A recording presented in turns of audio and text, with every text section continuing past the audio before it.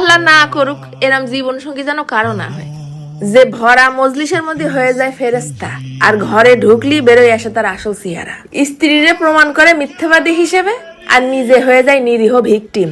এই ধরনের মানুষ কোনো মানুষ না, এরা হচ্ছে আস্ত একটা গিরগিটি। বাইরের মানুষের সামনে হয়ে যায় সত্যবাদী, আর ঘরের মধ্যে হয়ে যায় বিষাক্ত। নিজের সন্তানের মার কোনো কথাই আর গুরুত্বপূর্ণ মনে হয় না, মনে হয় যেন করতেছেই আর কি। স্ত্রীর বলা কথা নিয়ে মজা নেই, তার সম্মান ধুলোয় মিশিয়ে দেয়। সবার সামনে কবে আমার বউ বোঝে না, পাগল পাগল, বেশি বোঝে। এটা কেন করে জানো? কারণ সে জানে সে যেটা করতেছে সেটা ভুল, তার আচরণও ভুল, কিন্তু সে মানতে নারাজ এবং সে এটারে সবসময় ধামা চাপা দিয়ে রাখতে চায়। এরকম জীবন সঙ্গী তার স্ত্রীরে পাগল বানায় ছেড়ে দেয়। প্রত্যেকটা কথায় কথায় খুঁত ধরে, এমনকি বাইরের লোক তো দূরের কথা, নিজের সন্তানের সামনেও প্রতি পদে পদে অপমান করে।